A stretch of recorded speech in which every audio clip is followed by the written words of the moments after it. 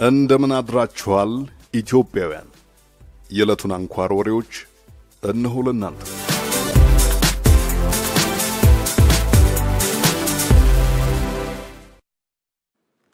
The 70th World Health Assembly, on the nomination of the Executive Board, appoints Dr. Tedros Adhanom Ghebreyesus as Director General of the World Health Organization.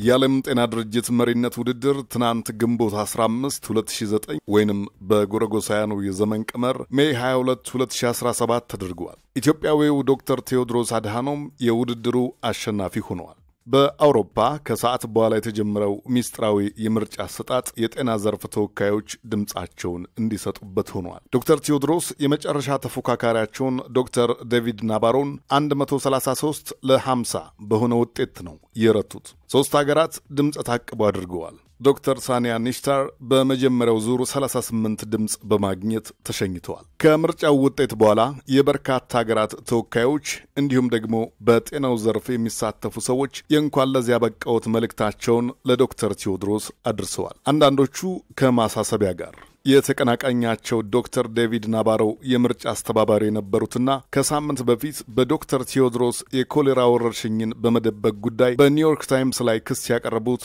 ላውረንስ ኦገስቲን በእውነት እንዲሳካላቸው ፈልጋለሁ የሚል የመልካም ምኞት መልእክት አሰምተዋል። አብሮም ዶክተሩ ሰብአዊ መብቶችና ወረርሽኞችን በፍጥነት ማሳወቅ ያላቸውን ጠቀሜታ በተመለከተ ግልጽ መግለጫ እንደሚሰጡ ተስፋ እንዳላቸውም ተናግረዋል። በሕግና ባለም አቀፍ ጤና ጉዳይ ባለሙያ የሆኑት አሚር አታራን የተባሉ የዩኒቨርሲቲ ኦፍ ኦታዋ ሊቅ በበኩላቸው ዶክተር ቴዎድሮስ ጥሩ ምርጫ መሆናቸውን በተለይ የወባ በሽታን በተመለከተ ያሳዩትን ብቃት በኒውዮርክ ታይምስ ጋዜጣ ላይ አንስተዋል። አመራረጣቸውን በተመለከተ ግን በአሁኑ ምርጫ ከግለሰባዊ ብቃት ይልቅ ጂኦፖለቲካዊ ቅኝት ዋነኛ ሚና እንደነበረው አልሸሸጉም። እንግሊዝ ቀደም ብላ ብሬግዚትን የመሰሉ የዓለም መረጋጋትን ላጉል የሚሰጡ ውሳኔዎችን መምረጧ ቅያሜን ሳያተርፍባት እንዳልቀረም አንስተዋል። በሌላ አነጋገር ናባሮ ድምጽ ያጡት ሀገራት ቅያሜያቸውን ለማሳየት ለተቀናቃኛቸው ድምጽ በመስጠታቸው ነው። ዶክተር ቴዎድሮስ ከድላቸው በኋላ ዓለም አቀፍ የጤና አገልግሎትን የዓለም አብዛኛው ሕዝብ ሊወጣው በሚችለው ዋጋ ማቅረብ፣ ዓለም አቀፍ የጤና ሽፋንን ማሳደግ እንዲሁም ኢቦላና መሰል ወረርሽኞችን ተከትለው የዓለም ጤና ድርጅት ምላሽ ማነስን ሰበብ አድርጎ የተከሰተውን ቅሬታ ለመለወጥ እንደሚሰሩ ቃል ገብተዋል። ሆኖም ዶክተር ቴዎድሮስ በቀጣይ ሐምሌ ወር ላይ ስራቸውን ሲጀምሩ አንዳንድ በይደር የቆዩ ፈተናዎች ይጠብቋቸዋል። ከእነዚህ መካከል አንዱ በጀትን የሚመለከት ነው። ከ2/3 በላይ መንቀሳቀሻ የገንዘብ ድጋፉን ከአሜሪካ መንግስት፣ ከቢልና ሜሊንዳ ጌት ፋውንዴሽን፣ ከእንግሊዝና ከኖርዌይ መንግስት የሚያገኘው የዓለም ጤና ድርጅት የቅርብ ጊዜ ፈተናው የዶናልድ ትራምፕ አስተዳደር የሚሰጠውን የገንዘብ ድጋፍ ለመቀነስ እያንገራገረ መሆኑ ነው። በተለይ በዚህ ሳምንት አሶሺየትድ ፕሬስ ባወጣው ዘገባ የዓለም ጤና ድርጅት HIV ኤድስ፣ የሳምባ ነቀርሳና ወባን ለመከላከል ካወጣው ድምር ወጪ ይልቅ ሰራተኞች ለቅምጥል የአየር ላይ ጉዞና የሆቴል ቆይታ ያወጡት ገንዘብ እንደሚልቅ አጋልጧል። ወደ $200 ሚሊዮን ይጠጋል አሁን ባከነ የተባለው ገንዘብ። ዶክተር ቴዎድሮስ በትራምፕ እንግርግሪያና በወጪ ብክነት ዜና መሃል የሚዋትተውን ድርጅታቸውን ጉዳይ መፍታት ከቀደምት ተግባሮቻቸው መካከል አንዱ እንደሚሆን ይጠበቃል። ተቀናቃኛቸውን የአብዛኛውን መራጭ ድምጽ በማግኘት የረቱት ዶክተር ቴዎድሮስ በኢትዮጵያውያን ደጅ ግን የምረጡኝ ዘመቻቸውም ሆነ ድላቸው የልዩነት ሰበብ ከመሆን አልዳነም። በምርጫው ዋዜማና ማግስት ዶክተር ቴዎድሮስን ተቃውሞና ውዝግብ አላጣቸውም። በምርጫው ዋዜማ በርካታ ኢትዮጵያን በጄኔቭ ከዓለም ጤና ድርጅት መሰብሰቢያ አዳራሽ ፊት ለፊት ተቃውሟቸውን ሲያሰሙ ነበር። ከዚያም አልፎ ዘላለም ተሰማ የተባሉ አክቲቪስት 70ኛው የዓለም ጤና ጉባኤ በሚደረግበት አዳራሽ ውስጥ በጩኸት የሀገራቱን ተወካዮች ዶክተር ቴዎድሮስን መምረጥ እንደሌለባቸው፣ አፍሪካውያን ተወካዮች ስለ ምርጫቸው ዳግም ሊያስቡበት እንደሚገባ አሳስበው ነበር። ኖ ቴድሮስ ፎር WHO! ኖ ቴድሮስ ፎር WHO! It's a travesty of humanity! ኖ ቴድሮስ ፎር WHO! No Tedros for WHO! Africa, think again! Think again!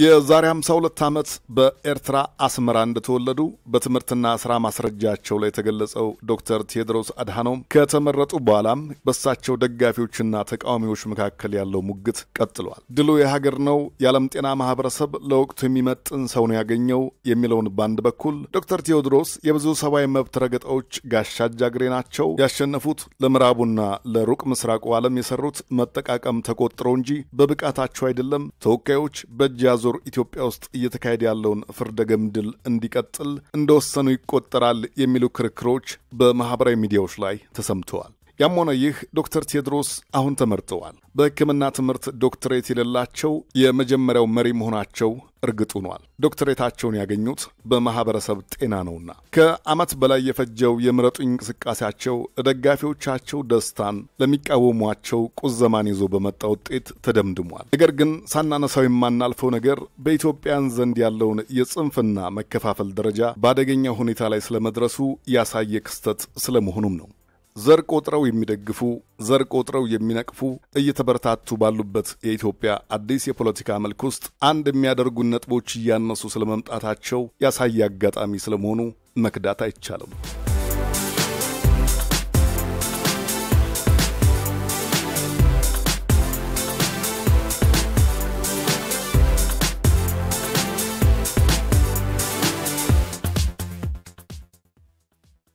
ናይጄሪያውያን በኢትዮጵያ አየር መንገድ ላይ ቅሬታ አቅርበዋል። የቅሬታው ጠቅላላ ሐሳብ ሲጠቃለል ከናይጄሪያ ደቡብ አፍሪካ ለሚደረገው በረራ ዕውቅና የሌለው ተጨማሪ ከ75 እስከ $150 ክፍያ እየተጠየቅን ነው የሚል ነው። የክፍያ ሪፈንደብል ዲፖርቴሽን ፊ የሚባል ነው። አየር መንገዱ ኤኪቺ ኡኮ በተሰኙ የመገናኛ ብዙሃን አማካሪው አማካኝነት መልስ ሰጥቷል። ጉዳዩንም አስተባብሏል። ኤኪቺ ኡኮ እንደሚሉት አየር መንገዱ ሕጋዊ ባልሆነ መንገድ ተሳፋሪዎችን እያስከፈለ አይደለም። ብዙ ተጓዦች ወደ ደቡብ አፍሪካ ካቀኑ በኋላ በተለያዩ ምክንያቶች ወደ ሀገሪቱ እንዳይገቡ ይከለከላሉ።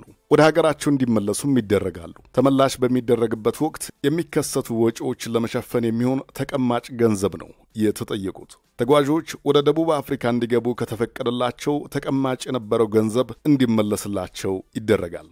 የኢትዮጵያ አየር መንገድ ጠንካራ ሀገራዊ አየር መንገድ በሌለባት ናይጄሪያ ከ57 ዓመታት በላይ ሰርተዋል። በቅርቡ የናይጄሪያ ዋና የአየር ማረፊያ ጣቢያ ናማዲ አዚኪዌ የአቡጃ አውሮፕላን ማረፊያ ለጥገና በተዘጋና ምቹ ወዳልሆነ ሌላ ጣቢያ ሲዘዋወር በርካታ ዓለም አቀፍ አየር መንገዶች በረራ አቋርጠው ነበረ። ኢትዮጵያ አየር መንገድ በረራቸውን ካላቋረጡት አንዱ ነበረ። የመገናኛ ብዙሃን ተወካዩ ኤኬቺ ኦኮዋ ይህንን መሰል ውለታዎችን በማንሳት ጉዳዩ የናይጄሪያና የደቡብ አፍሪካ ዲፕሎማቶችን የሚያጠቃልል ወንድማዊ ምክክር የሚያስፈልገው የጥንቃቄ እርምጃ ብቻ ተደርጎ እንዲታይ ጠይቀዋል። የናይጄሪያ የሲቪል አቪዬሽን ባለሥልጣን ግን አየር መንገዱ የጀመረውን ሌላ ክፍያ እንዲያቆም መወሰኑ ተሰምቷል።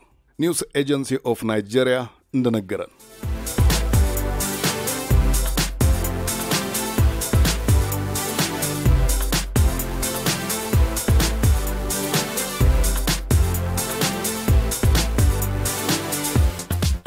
በስተመጨረሻም አንድ ለመንገድ ዛሬ የምሰናበታችሁ በግጥም ነው። ገጣሚው ቸርነት ወልደ ገብርኤል ነው። ደህና ዋሉ። ለዛሬ አብራችሁን ስለነበራችሁ እናመሰግናለን።